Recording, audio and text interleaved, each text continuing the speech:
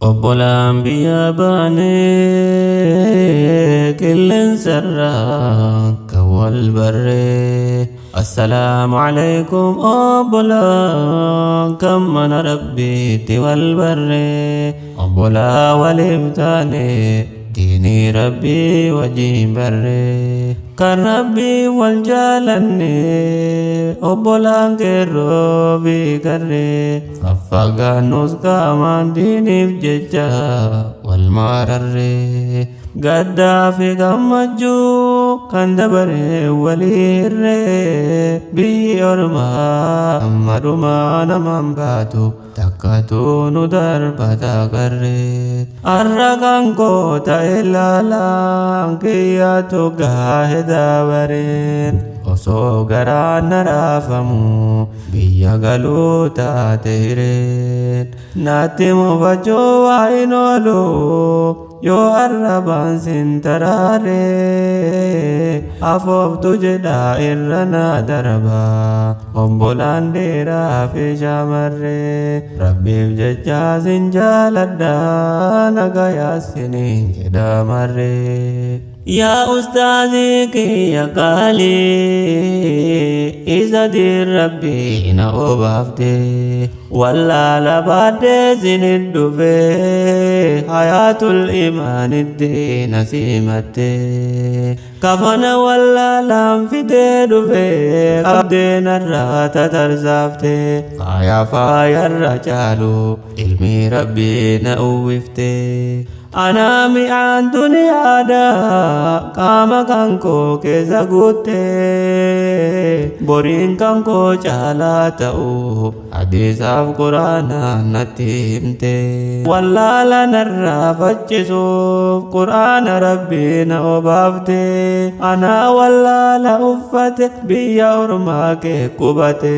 Quraana galaa anaaf goote mimmiidhaysitee na galchite. Yaa Ustaaz Ahmad jazaa keessan anin himuu fite. Duniyaattis naa gammada hamma lubbuun teessan naa jiraatte. Akirattis badhaasa caalu firdawsi isin naa galfate. Isin naa gammachiisu rabbiin gooftichi guddate. Isin naa gammachiisu rabbiin gooftichi guddate. Ustaazoti kakkaalii tankashifatu dhulumati. Torbaanin nu haaromsitu waliin nu qabdu diinirratti. Gaafa gammachuu nu gammaddu babbareeduun fuula iftuuti. Gaafa gaddaas nu achi gadduun qalbii teessan nu jabduuti. Firaa fi ahli teenna nuuf jaaltu diinii rabbii nu qallabdu. Rabbiif jecha kan sin jaaladhu hamma jiru koo sin daagadhu. Ustaazota teenya amma sinii waniin kadhu. Du'aayi akka diinii irratti daraan jajjabaadhu. Du'aayi keessan akka diinii irratti daraan jajjabaadhu.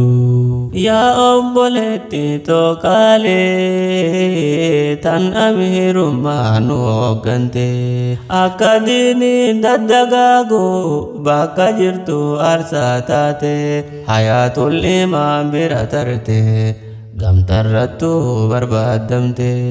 Ganamaaf galgalan jenne tan markazaa firiyoomte. Diinii rabbiif dhama'uudhaaf bakkalcha taate tan mul'atte. Amiirtitti teenya Yasmiin hedduu na dhamaaftee jaalaltite. Asirrannaan hiriyoomte hundanarraa kan qoodamte. Olmaa kan kee hin dagadhu hamma lubbuun koo na jiraatte. Asirrannaan hiriyoomte hundanarraa kan qoodamte. Olmaa kan kee hin dagadhu hamma lubbuun koo na jiraatte. Kakkaaliiwwan amiirranii warri diiniif nu hooggante. Jazaakillaahu yaa Aishaa tan Yasmiinitti nu waante. Kakkaaliiwwan barattoota hayaatul imaan keessa baate. Nagaya rabbii keessa naaf tura hin hafun dhufaa yoo mijate nagaa rabbii keessa naa tura hin hafun dhufaa yoo mijate.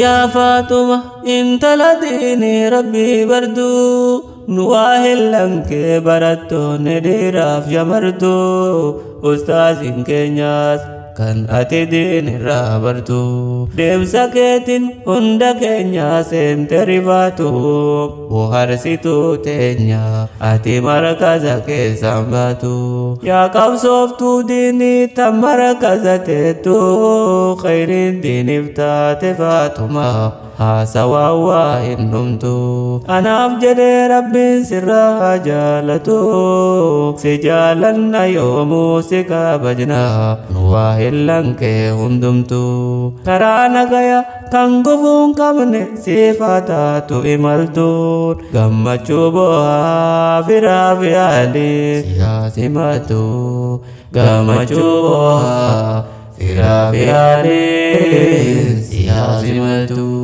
Yaa Faatuma hundi obbola ka wajjin baranne dhaamsa siif qabna akka nurraa hin daaganne nuti ziyaare dhufe kana sitti dhammanne hadiyyaa gaarii siif kennina jabeeffadhu akka nurraa hin gaagganne hadiyyaa caaltuu siif kennina nu jabeessi akka nurraa hin gaagganne. Mana diinititti wal barree wal qabanne diinirratti wal qabanne diinirratti adda baane nuti sirraa hafnus diinkee ammaat si jala waa hin hafne kalee mana madaamii teessa takka mana gadi hin baane kun jijjiirame amma akka efe hin daaganne galaanni jallina kan guute hin dhaabbanne iftisee si haatisu rabbi si fudhate akka hin banne kanuma jenne nagayaa si dhaammanne garaa ijji mimmaani hiriyaa gaarii nadda baane osoo booyaa hirkinfannu nagayaa nagayaatti nagayaa.